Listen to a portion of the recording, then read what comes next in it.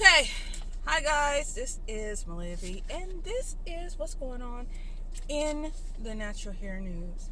Now, I know in my last segment I said, I go away for a month, take a month hiatus, and lo and behold, somebody else get kicked out the military for wearing their hair natural, being who they are. And now, in the news, da-da-da-da, the U.S. Army just reversed its natural hair restriction after 5 months. That, my friends, is phenomenal. That is the power of the internet. That is the power of this natural hair movement. That is the power of social media, and you can also give yourself a high five, because if you sign this petition from Miss Sergeant Jasmine Jacobs urging the Army to be more racially inclusive with regards to hairstyle, 17,500 people. If you sign that, you can give yourself a high five, pat on the back, because you have sparked change. You have made a difference. And now we know the formula. Obviously, these petitions is working. You know, this boycotting and, well, not the boycotting, because boycotting does work. But this marching and all that, that's good. But these petitions mixed with some boycotting, now that is a recipe for something that's going to do something. So after 5 months, after it released its newly updated AR 670-1, which I did cover, you can go back on the YouTube channel. I think I did it in 3-part. And the third part was how that the Black Caucus women need to get involved in this, and how they are trying to get involved, and how they said that this is unfair, and where are you basing your findings on, and it's being insensitive, and all of this. I did do that on my video, which I will post in the link below on the end of this. But after 5 months, we did a change, which is good. Very good. And this blogger, Miss Maria Del Russo, who is not melanated, not a curly hair, came out with this article and about the Army overturning what was considered insensitive about the women of color and how they wear their hair. And she also admitted that it is out of touch and kind of racist. So that is good. We can all pat ourselves on the back with that, because that was a good job. Also, this Android app came out with a hairstyling choosing options, how you could, you got the face, and then you could choose the different hairstyles and stuff like that. And I was like, wow, that's pretty cool. Then you could, see how the hairstyle's going to look on you, see if you're going to look cute doing it before you even do it. And it's only geared for straight hair people, which, sounded kind of SUCKS. But who's to say that somebody won't come out with a curly hair app for curlies like us, and you can see how it looks on you before you even do it. Now, this app, though, geared toward people who have, hair loss, suffering from any type of hair loss problems, things of that nature. That was mainly the reason why they created this app. However, it has caught such fire, and people so much love it because it's an app and it's on the phone, and you can just, because I looked at it, you just scroll and pick a style that it's just catching fire. It just does not have natural hairstyles. But that doesn't mean somebody won't come up with that, because once it's out in the air, then it's just a matter of time before somebody thinks of that and then just applies it to natural hair. So the website is hairstyles with an S, apps with an S.com. You can check that out for yourself. But I thought that was interesting, and it is on the Google. Okay. Next thing I want to talk about is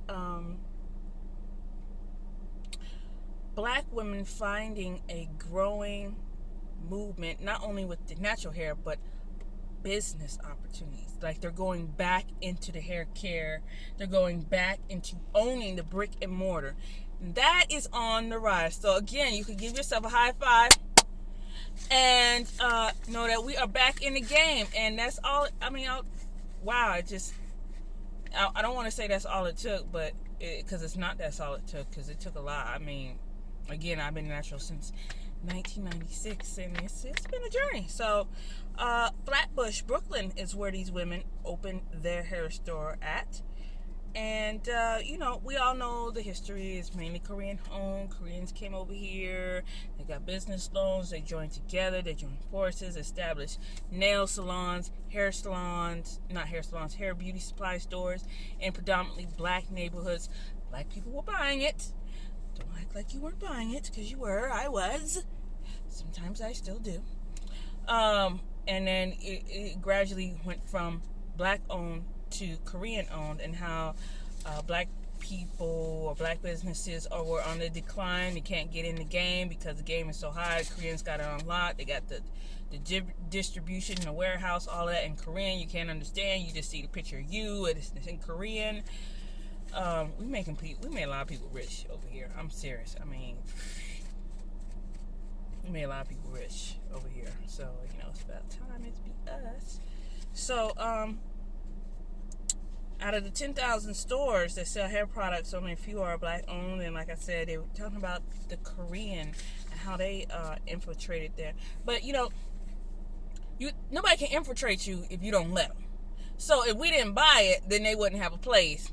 So we kind of shot our own self in the foot. At the same time, and this is why I have a friend who's Vietnamese, she used to get mad at me.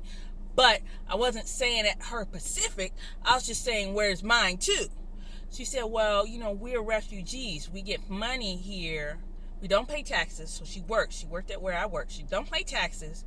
And you get money you get a loan, which you don't have to pay back to open a business. So she had a Chinese restaurant, or sometimes they open a nail shop, and they do that. They thrive and whatever, right? I was like, I don't have a problem with that. I get it, you're refugees. I get it, the U.S. government is giving you compensation for, fucking up your country. I get that. However, they snatched my people, and I'm just saying, where's my compensation? Can I get compensation too? Where's mine? I don't want yours. I want my own. You know what I'm saying? Where's mine? That's all I was saying. And she used to think I don't know what she thought, but I was like, I'm not trying to take you. I just want mine too. Because it's not, you can clearly, anybody across the whole world can see what they have done to the descendants of melanated people. And they just want theirs too. You got yours. Obviously the Koreans got theirs. Next thing you know, it's going to be Iraqis and Middle Eastern. They'll get theirs. And still we'll be stuck like, I don't want to get in the whole reparations thing, because this is about natural hair, but it's still it's still an open wound, so to speak. It's like, it's trying to heal, and then you just pour salt and rub on it, and then it opens back up, and then it tries to heal, and then you put salt. So it's just never closure, so to speak. So, I mean, like I said, that's all I was saying. So it's good that these women, back to these women, because it's about them, are opening up a black-owned store, brick and mortar. And they also talked about how black women, especially in the natural hair movement, are taking their power back by buying black-owned products, and products that when they read the ingredients, they can pronounce it, know what it is, okay?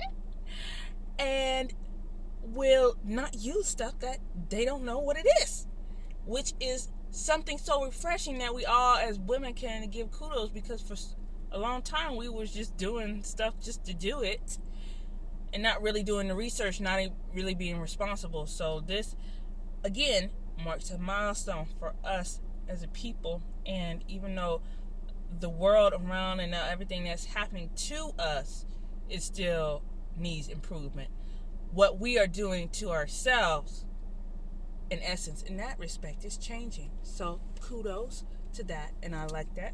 So again, they talk about how Koreans owned it, how they had a documentary, how they were boycotting Korean-owned stores. Sometimes they even burned it down. I don't advocate that. You could just not support it. Duh. Then it'll go down by itself.